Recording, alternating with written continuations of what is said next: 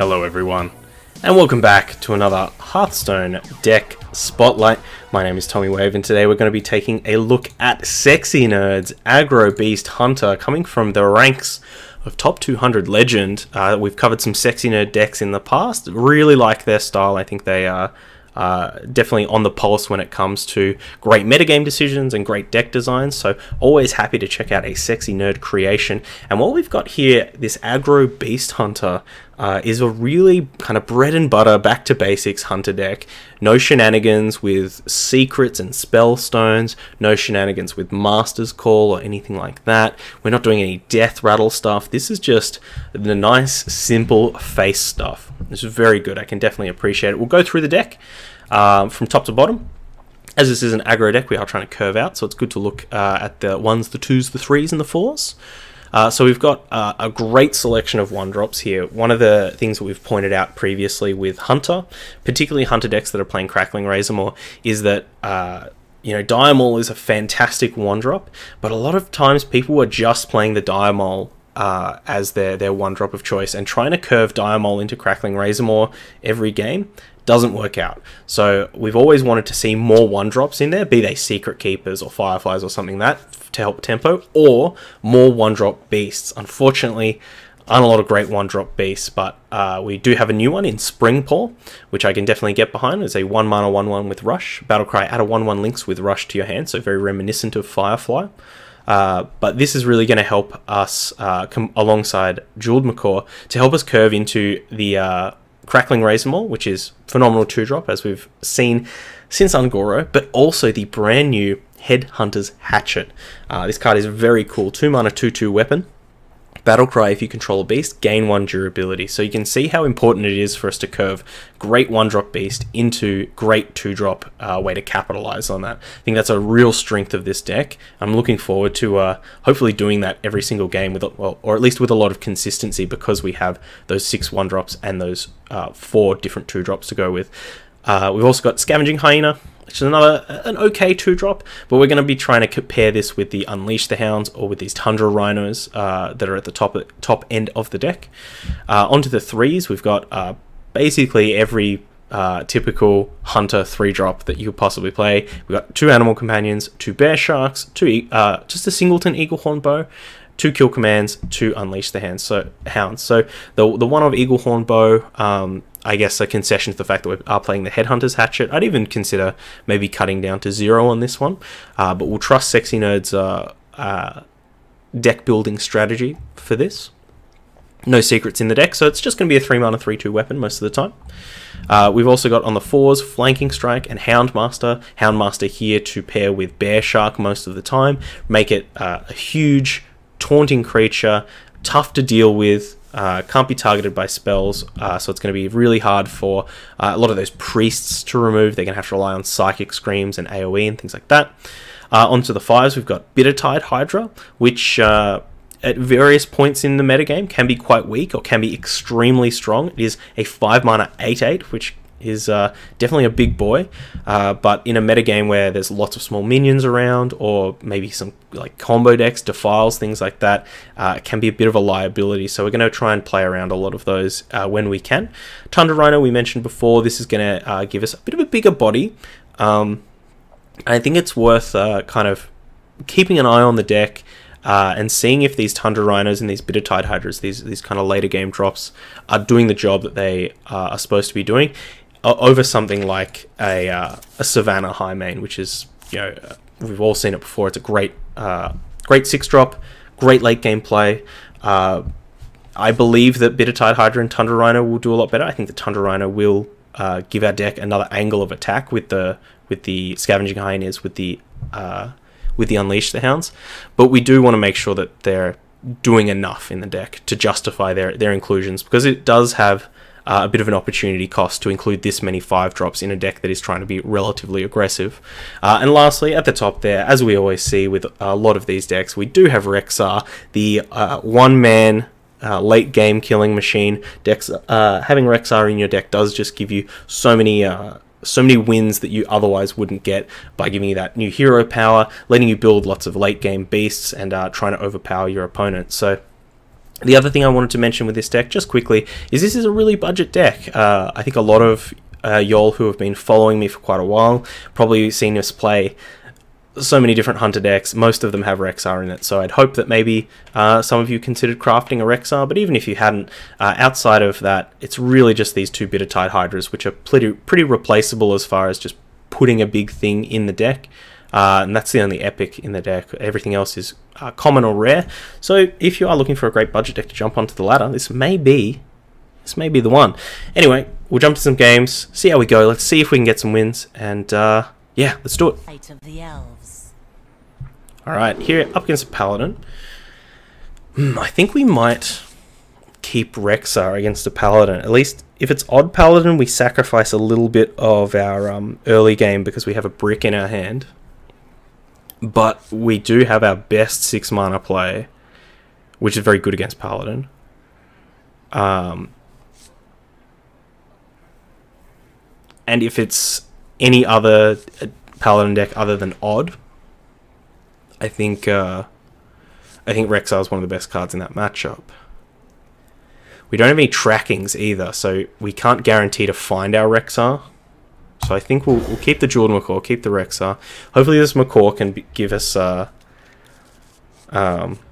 something to help fill the curve up. Nice 3-drop would be great. Maybe a 4. It is odd, so at least we got a 1-2. Oh, that's not a very good one. The beast. Uh-oh. The light protects me. The light protects me. I think we'll go for the Scavenging Hyena here. Trade off this Divine Shield. See what our opponent wants to do about that. Opponent might coin out a Maul to try to curb some of our action. This Tundra Rhino should be pretty good. +1 attack Maul. So this is, whilst it may feel bad that, you know, our 1 and 2-drop got countered so hard, getting this Blessed Maul out of our opponent's hand is extremely good. I think we're actually just going to get everything on the board here. Don't feel the need to hero power anything. It does expose the Lynxes to getting traded into, but particularly if we draw a flanking strike off the top or a Houndmaster, we want to be able to deploy that card next turn. I'm a Spellzerker boy myself. Of course you are, AK. And Spellzerker is... I wouldn't put it as my top card for the expansion. I would put it as my most underestimated card for the expansion. I think I was really... I really didn't give Spellzerker the credit that it deserved. Speak your peace.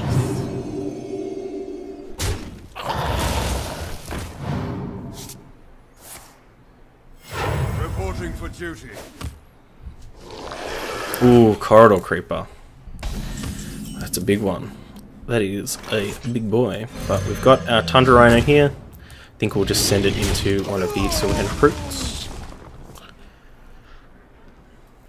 Imagine our opponent's going to trade the Firefly or the Acaris Veteran and the Corridor Creeper. No! Keeping the Corridor Creeper. Reporting for duty. Pally Plague, Jimbo. Yeah. A lot of Paladins out there. But we have our Rexar, and hopefully that's going to ruin our opponent's day. Still at a high life total too. That's very good.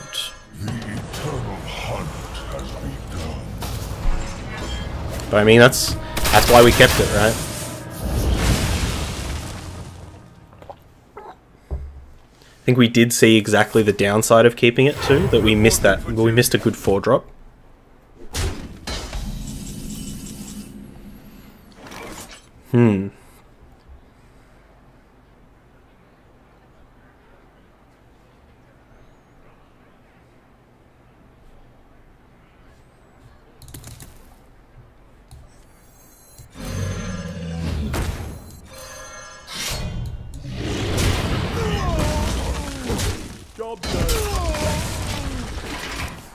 Is our opponent gonna...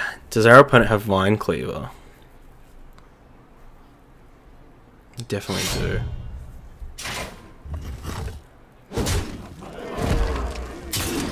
It is unfortunate losing our Tundra Rhino here, as that card gave us a fair bit of flexibility.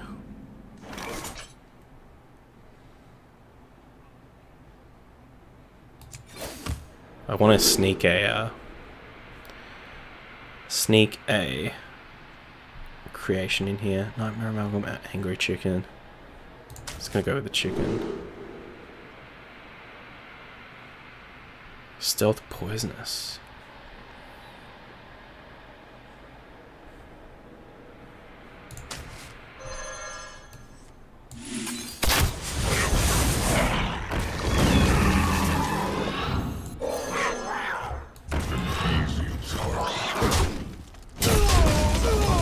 Let's get both of these Spring Paws out here, get them on the board.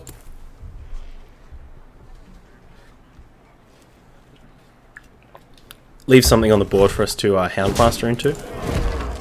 Then maybe we want to Houndmaster into this Zombeast. Reporting for duty. Mushroom power!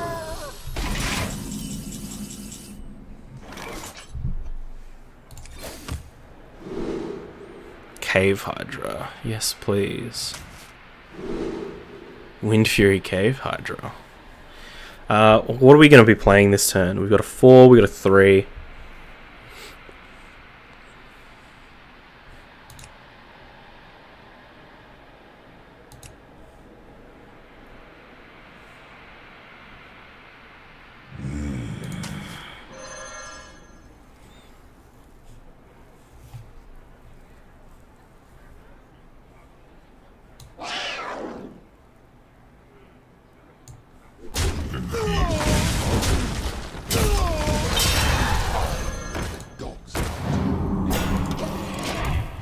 Nice big body over here. I think a lot of these odd paladins have been cutting Ironbeak Owls as well. Handle it!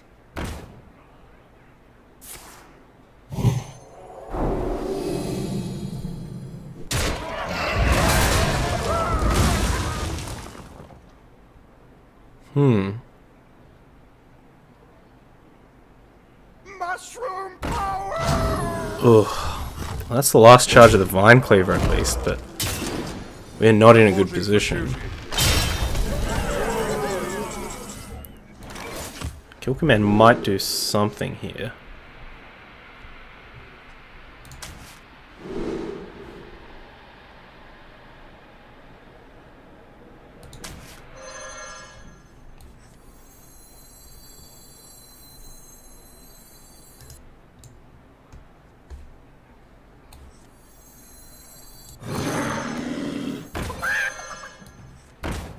This gets rid of 6, whereas this gets rid of 4, 5, 6, and significantly more. Job's done.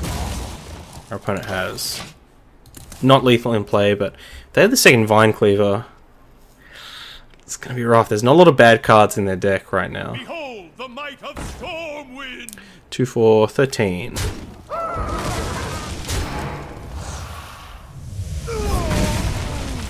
Reporting for duty.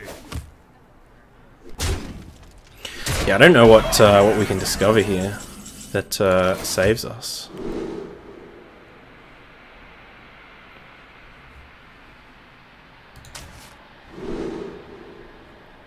Yeah, maybe that.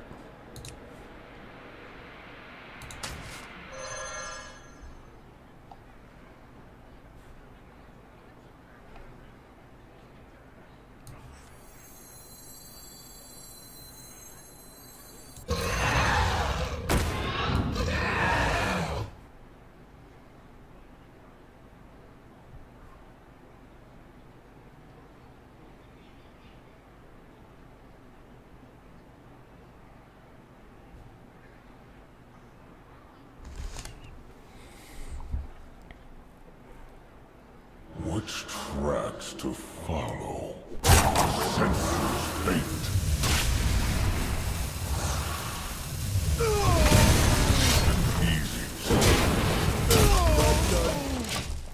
That was pretty lucky discovery. We're just very dead to Leroy as well. We're even dead to level up? Reporting for duty. No, we're not dead to level up. Dead to double level up. Reporting for duty.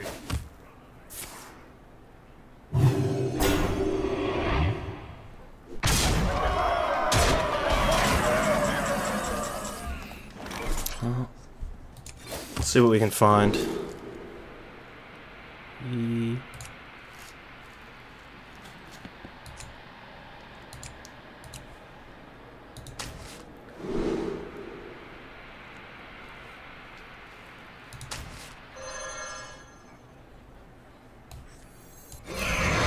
Poisonous? +3 attack?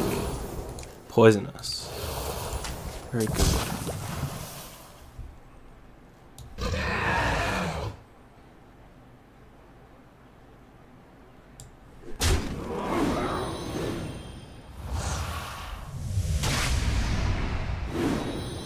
It's a lot of animations.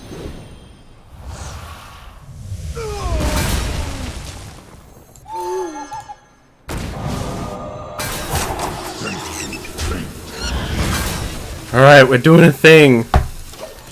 We're doing a thing. This is a very good, very lucky sequence of discoveries, but oh, we're still on one. Maybe we can just pick up.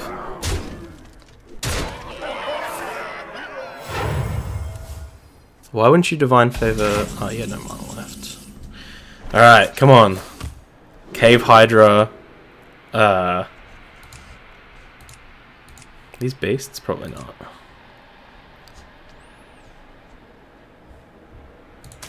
Take the cheapest one. Lifesteal Rush.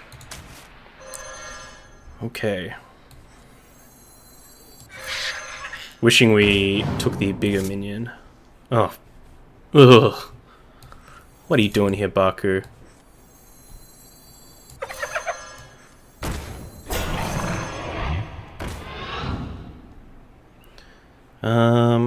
So we can trade.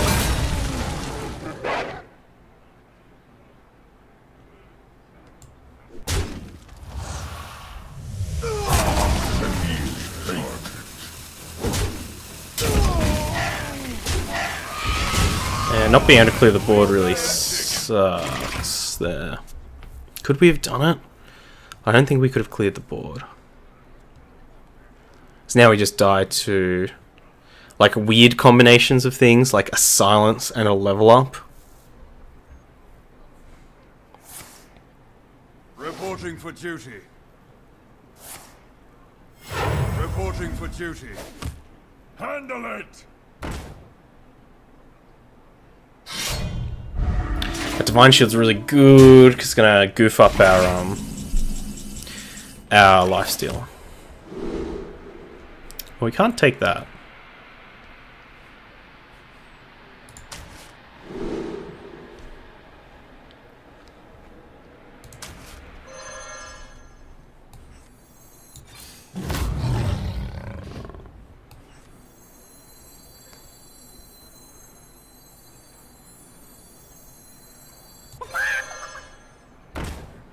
We do have 10, 13, 14, 15. We have 15 damage.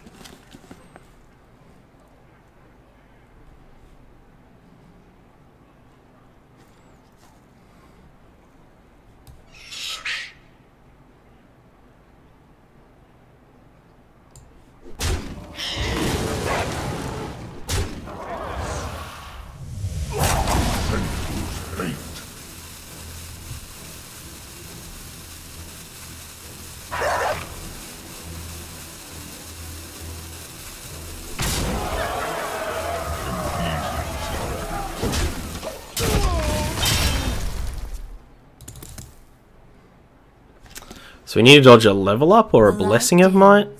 Okay. Reporting for duty.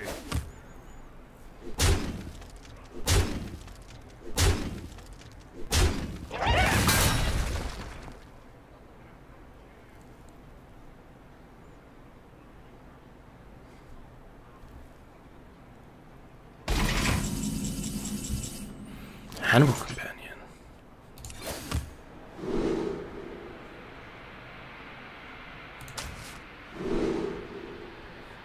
Poisonous Rush.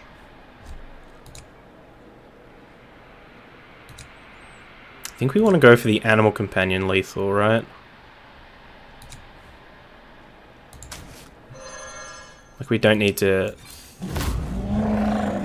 Misha.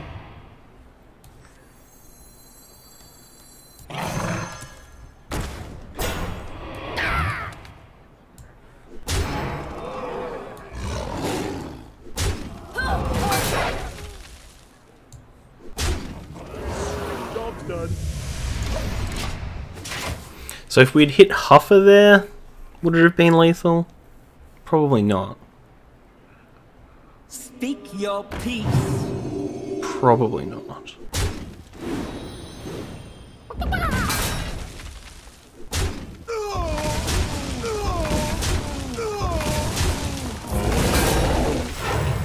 But looks like we've dodged it.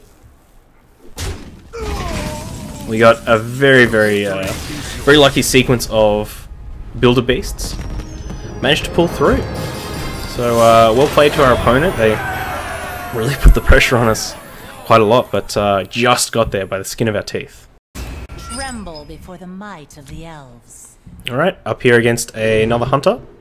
I think we'll keep the Macaw and the 2/2 drops. And we'll try and hit a little bit of our late game. Bear Shark's very good. Got a 1-2-3 curve. The real question is, does our opponent have turn 1 Diamol? Greetings, traveler. Turn 1 Diamol. Hello, wanderer. No.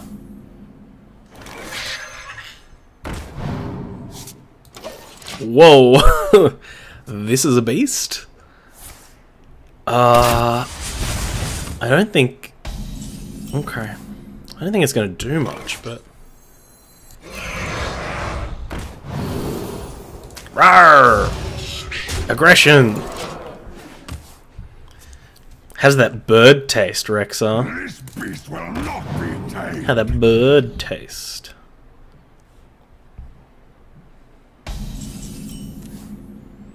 Oh my gosh, we have all of our weapons.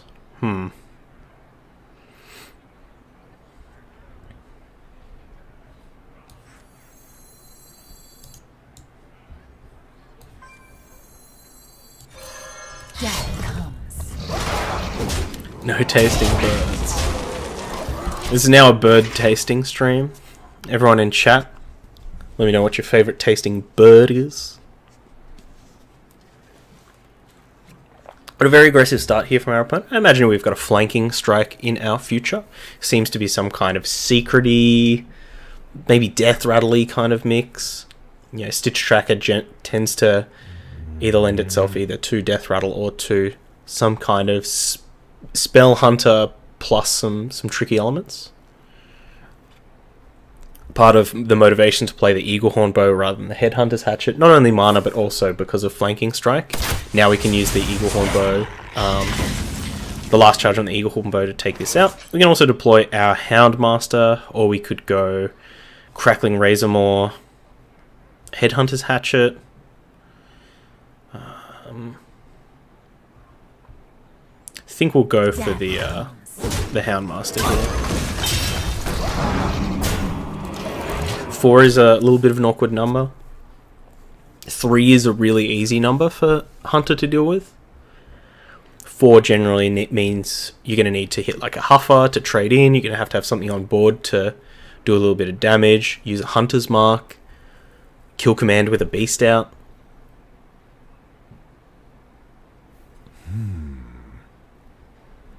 Opponent hasn't played any secrets yet either, so it's not like they can have a big spellstone turn here. Wow, explosive shot. It's been a while since we've seen that. But I think a Razormaw feels pretty good here. We can't because this isn't a beast. Maybe we just go for Growl. Maybe we go Bear Shark, Headhunter's Hatchet.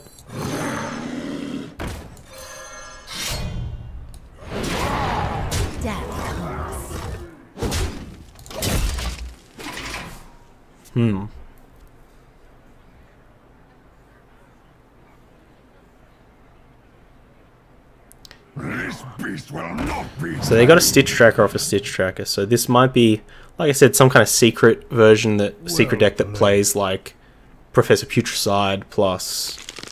No, it's Death Rattle. well fought. Too much pressure. Too much pressure. That getting that plus attack off the Crackling Razormaw on turn 2 is a big deal. Our opponent didn't have the Candle Shot, the Arcane Shot, or anything like that to deal with it. They just can't have everything. So I imagine their hand was probably full with like maybe cubes, maybe some of the higher end stuff, the possibly charged Devilsaurs, that kind of stuff. But GG's, well played. Tremble before the might of the elves. Okay, up against a Druid. Pretty easy mulligan here, just keep the Diamol. Try and hit our good twos. Glad that we got the Diamol. I think we definitely don't want cards like Jeweled Macaw against the Druid. Diamol tends to bait out some amount of removal. Oh, and we got the 1-2 punch.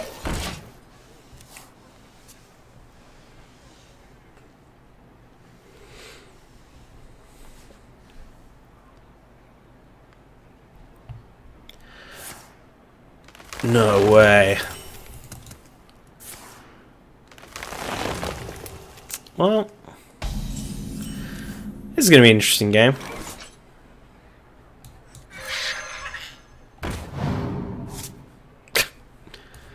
I mean, sure. Oh, we definitely should have gone for Poisonous there.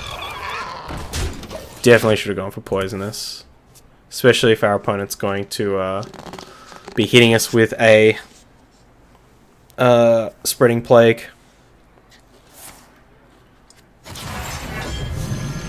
Oaken summons Astral Tiger, so this is maybe some kind of Taunt Druid? Oh, they killed one of our birds. Now we've only got that. We only have one bird, not two.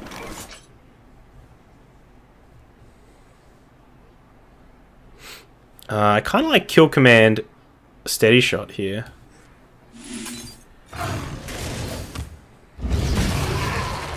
Don't particularly want to get a lot of damage on either of these. Though, the earlier we get a Tide Hydra out, the better.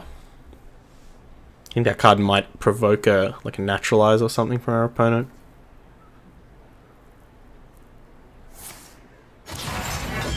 Welcome back, Astral Tiger.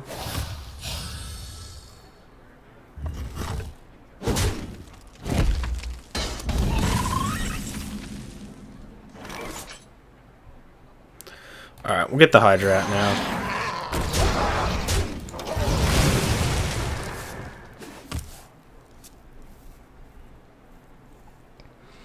Not feeling super confident on this one.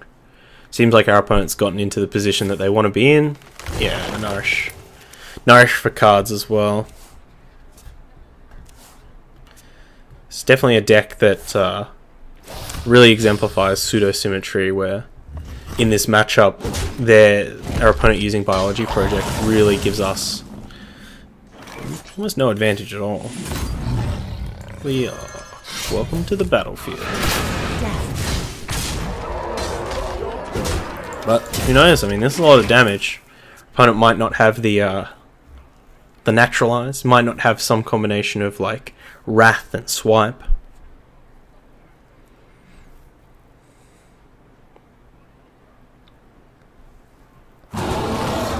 Whoa! Big bear boy.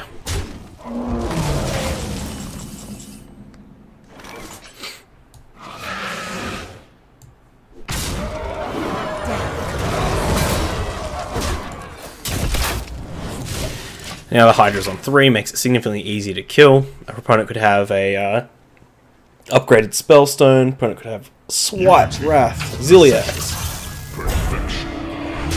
Ziliax, of course, being the best play. So we got a doubled up Warbear or something like that? Perhaps? Death comes.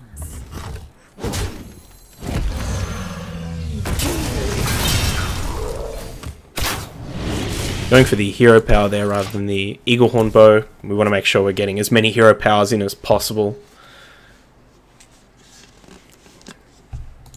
So I don't have the ultimate infestation. No, Witching Hour Warbear. Ah, the Grizzly. That's a very good one to get off Predatory Instincts. Looks like our opponent kind of has us dunked here, unless our very next draw is Rexar. No. This is going to kill us very, very quickly. So, give our opponent the GG. Well, very well played. Very interesting deck. Kind of a... masterful. looks like Taunt. Kind of Taunt Druid, but with Biology Project, which I haven't seen. Before. Most of the Taunt Druids are very much the... trying to play fair and do more powerful things. So we'll take a look at the deck. Ultimately, this is a really strong list. I think if you are a Hunter player and you've got a lot of these pieces already, definitely give this deck a shot. If you're a player that's looking for a nice budget deck to, oh my gosh. Wah wah wah wah wah wah. Wow wah wah wah wah wah wah. Well, thank you, Bunny Pot, for the sub. We'll get to you in a second. Get you adding an ornament to our holiday tree. Let me know what you want to see. But yeah, if you're a newer player and you're looking for a strong deck to bring on the ladder, I can definitely recommend this list. Just be careful with your dust because Rexar is a card that is about to rotate.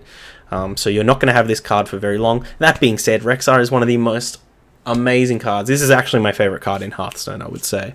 So as much as I can say, you know, think about your dust, I also want to say, please craft this card, because it's so fun, and it's going to be really fun even in Wild. But yeah, let me know what you think. If you are watching on YouTube, of course, all the links are down in the description below, including a link over to the Hearthstone deck article, and a link to the deck code. Jump over to the Hearthstone article, give this deck a +1, let Sexy Nerd know, firstly, how sexy is, secondly, let him know how much you like this deck, and, you know, any additional thoughts about it? Do you want to see more removal in here? Do you think that this Eagle Horn Bow needs to get cut? Do you want to see the second Eagle Horn Bow in here? Do you think Bittertide Hydra is a big, bitter boy? Needs to get cut? Let him know. But until next time, my name's Tommy Wave. Check us out on Twitter and on Twitch. Stay safe, stay wavy, spring your paws, jeweled macaws. Bye-bye. I hope you enjoyed that video. Check out other ones over here, or come subscribe to the Wave Pool for more excellent times.